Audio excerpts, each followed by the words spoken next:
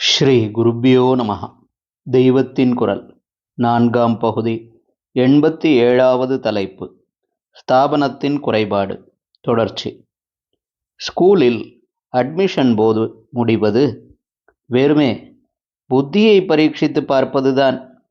குணத்தை பரீட்சித்து அதை எப்படி அபிவிருத்தி பண்ணணும் என்று பார்க்கவும், திருத்த முடியாத சரக்கு என்றால் பாடம் கிடையாது என்று தள்ளிவிடவும் இதில் இடமில்லை. நம் பண்டைய முறையிலோ குணத்தோடு சேராத கல்வி கல்வியே இல்லை.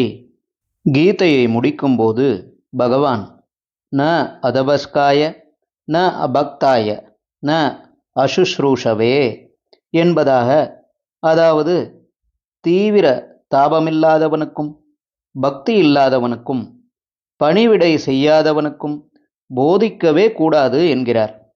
ஒரு வருஷமாவது கூட வைத்துக்கொண்டு வாசம் பண்ணி சிஷ்யன் குணத்தை பற்றி திருப்தி அடைந்தால் ஒழிய பெரிய விஷயங்களை கற்பிக்கக்கூடாதென்று சாஸ்திரம் நாசம் வத்சரவாசினே பிரப்ரூயாத். இதுகளுக்கெல்லாம் ஸ்கூலில் இடமில்லை. அதனாலேதான் அறிவை மட்டும் வளர்ப்பதாகவும் புத்தி சாமர்த்தியத்தை மாத்திரம் கொண்டு நல்லதற்கில்லாதவைகளையே தினம் தினம் விருத்தி செய்து லோகத்தை கெடுப்பதாகவும் ஏற்பட்டிருக்கிறது. ஒரு வருஷம் டெஸ்ட் பண்ணிவிட்டு பாடம் ஆரம்பிக்கணும் என்று சொன்னதில் இன்னொன்று ஞாபகம் வருகிறது. ஒரு வருஷம் ஆன பிற்பாடு பையனை திருப்பியும் அனுப்பாமல், வித்யாபியாசமும் ஆரம்பிக்காமல், படிப்புக்கு யோக்கியதை இல்லாவிட்டாலும் நன்றாக மாடு மாதிரி உழைக்கிறான், அதனால் வேலை வாங்கலாம் என்றே ஒரு ஆச்சாரியன் தன் கூட வைத்து கொள்ளலாம் அல்லவா?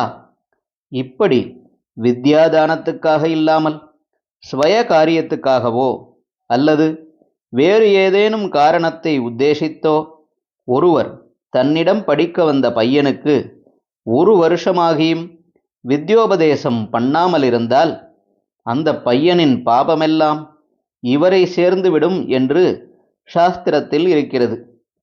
சிஷ்யனாக ஆன பிற்பாடு ஒருவன் பண்ணும் பாபம் அவனை நல்வழிப்படுத்த தவறிய குருவை சேரும் என்று சொல்லியிருப்பது மட்டுமின்றி, இப்படி சில சந்தர்ப்பங்களில் ஒருத்தனை சிஷ்யனாக எடுத்துக்கொள்ளாமல் இருப்பதாலேயும் அந்த பாபம் சம்பவிக்கும் என்று சொல்லியிருக்கிறது. குருவாக இருப்பதில் இத்தனை பொறுப்புக்கள். சில பெரிய ரிஷிகள் ரொம்பவும் உத்தமமான மாணவனின் பக்தியை வெளிப்படுத்துவதற்காகவே பல வருஷங்கள் போதிக்காமல் இருந்ததாகவும் அபூர்வமாக சில கதைகள் இருக்கின்றன.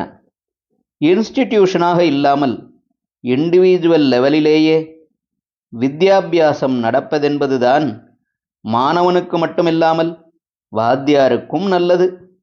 அவர் தனியாக நின்றே சோபிக்க வேண்டுமென்னும் போதுதான் தன்னை அப்பழுக்கற்றவராக்கிக் கொள்ள வேண்டுமென்பது அத்தியாவசியமாய் விடுகிறது. ஹரஹர சங்கர, ஜெய ஜெய சங்கர. தெய்வத்தின் குரல் மேலும் ஒலிக்கும்.